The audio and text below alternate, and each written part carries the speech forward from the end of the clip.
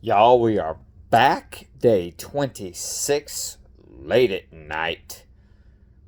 I guess most of you won't see this tonight, so probably in the morning if you see it, or tomorrow sometime. Anyway, we were in a wonderful place where we were hearing about the power of Mr. Samson. And Mr. Samson ran into some issues with the ladies, right? We knew this, right? So he had talked about how he destroyed 1,000 men with this jawbone of this donkey. And he's getting into this point, and he said, when he had finished speaking, he threw away the jawbone, and the place was called Ramoth Lehi. Because he was very thirsty, he cried out to the Lord, You have given your servant this great victory. Must I now die of thirst and fall into the hands of the uncircumcised?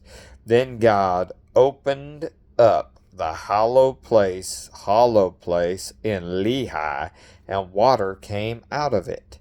When Samson drank, his strength returned, and he revived. So the spring was called En Hakor, and it is still there in Lehi. Samson led Israel for 20 years in the days of the Philistines. One day Samson went to Gaza, where he saw a prostitute. He went in to spend the night with her. Now, dude, you and ladies, don't do all this. The people of Gaza were told Samson is here. So they surrounded his place and lay in wait for him all night at the city gate. They made no move during the night, saying, At dawn, we'll kill him. Guess again, y'all. But Samson lay there only until the middle of the night. Then he got up and took hold of the doors of the city gate, together with the two posts, and tore them loose, bar and all. He lifted them to his shoulders and carried them to the top of the hill that faces Hebron. Sometime later, he fell in love with a woman in the valley of Sorek, whose name was Delilah. Another woman. Dude, you too many women for one, but for two, too bad of women for the women you do pick. Not a good job, Mr. Samson. Sonny, don't be like Samson picking ladies. The rulers of the Philistines went to her and said, See if you can lure him into showing you the secret of his great strength and how we can overpower him. So we may tie him up and subdue him. Each one of us will give you 1,100 shekels of silver. Yep, bad women. So Delilah said to Samson, Tell me the secret of your great strength and how you can be tied up and subdued. Samson answered her, If anyone ties me with 7 fresh bowstrings that have not been dried, I'll become as weak as any other man. Yeah, right. Then the rulers of the Philistines brought her 7 fresh bowstrings that had not been dried, and she tied him with them. With men hidden in the room, she called to him, Samson, the Philistines are upon you. But he snapped the bowstrings as easily as a piece of string snaps when it comes close to a flame. So the secret of his strength was not discovered. Now, obviously, you told her and then she tied you up. You know this is bad. Don't tell her nothing else. Then Delilah said to Samson, You have made a fool of me. You lied to me. Come now, tell me how you can be tied. I wouldn't be telling you nothing, Miss Delilah. I don't think you're going to get this out of me. He said, If anyone ties me securely with new rope that have never been used, I'll become as weak as any other man. Good on you, I guess, for not telling her the truth. Bad on you for keep telling her anything. So Delilah took new rope and tied him with them. Then, with men hidden in the room, she called to him, Samson, the Philistines are upon you. But he snapped the ropes off his arms as if they were threads. Now look here, y'all. On top of that, what kind of room has men lying hiding in it? How big a room was this dude in? A big old room. Delilah then said to Samson, All this time you have been making a fool of me and lying to me. Tell me how you can be tied. I'd be like, Miss Delilah, I'm going to tell you how you can be tied to the end of my foot flying out that door. Now she's going to tell her more. He replied, If you weave the 7 braids of my head weave the 7 braids of my head into the fabric on the loom and tighten it in the pin, I'll become as weak as any other man. So while he was sleeping, Delilah took the 7 braids of his head, wove them into the fabric, and tightened it in the pin with the pin. Again she called to him, Samson, the Philistines are upon you. He awoke from his sleep and pulled up the pin and the loom with the fabric. Then she said to him, How can you say I love you when you won't confide in me? Because you're proving to be someone I should not confide in, Miss Delilah. This is the 3rd time you have made a fool of me and haven't told me the secret of your great strength. With such nagging, she prodded him day after day until he was sick to death of it. But she proved unfaithful every time you gave something to her, Mr. Sampson. Miss Delilah, sketchy lady. So he told her everything. No razor has ever been used on my head, he said, because I have been a Nazarite dedicated to God from my mother's womb. If my head were shaved, my strength would leave me, and I would become as weak as any other man. Then Delilah saw that he had told her everything. She sent word to the rulers of the Philistines, Come back once more.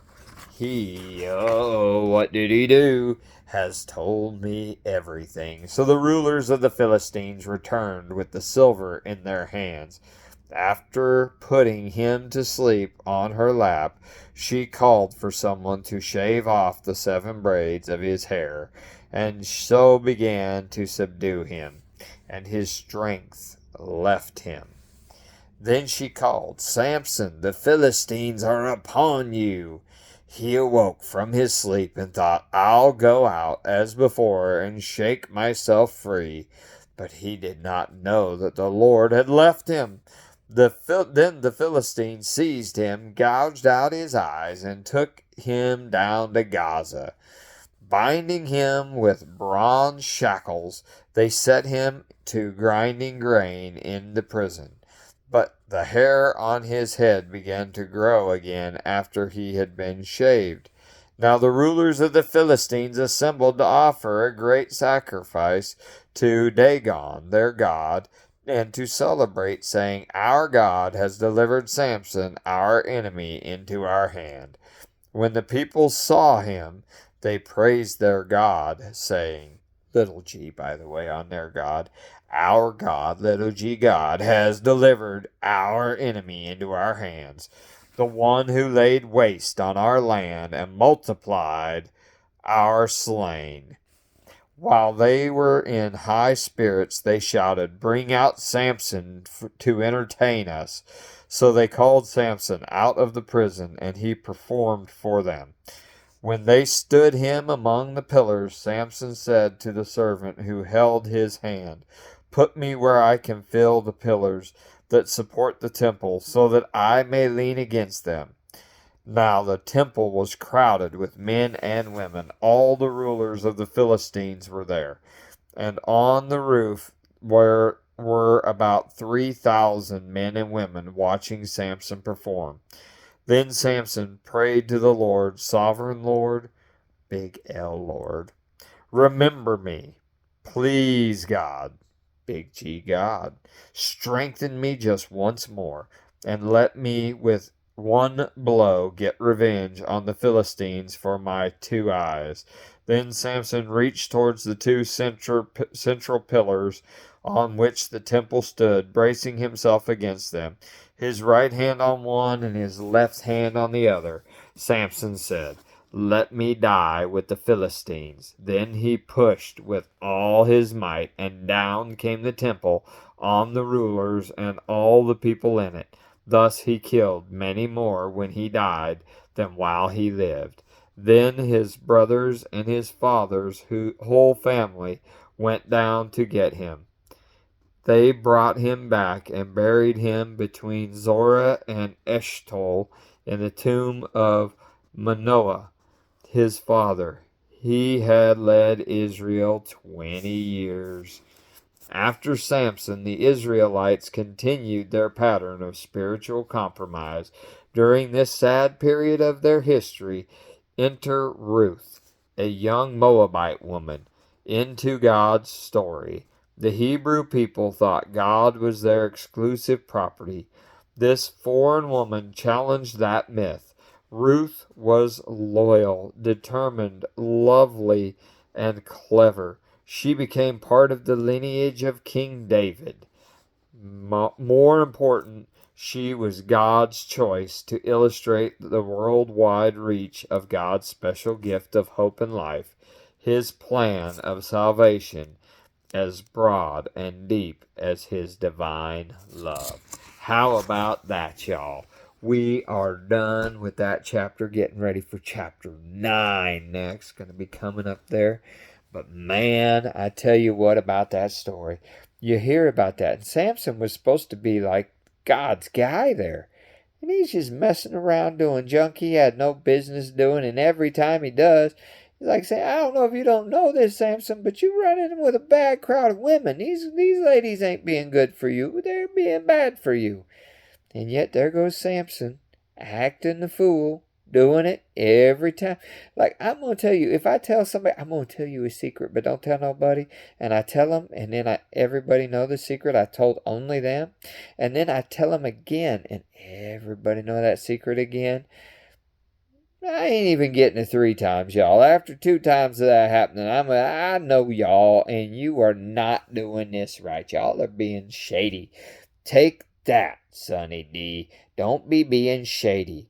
I mean, if you're going to tell somebody something, you better do what it is you tell that somebody you better do.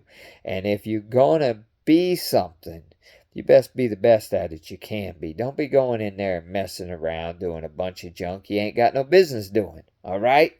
Look, it's done early. We only had 13 minutes because we hit the end of a chapter, and I ain't going to start on the next chapter with just that few minutes to go there. So out early tonight, which is good because it's late. It's 11:20 at the reading of this, and I still got to send a message to my buddy Eric for today.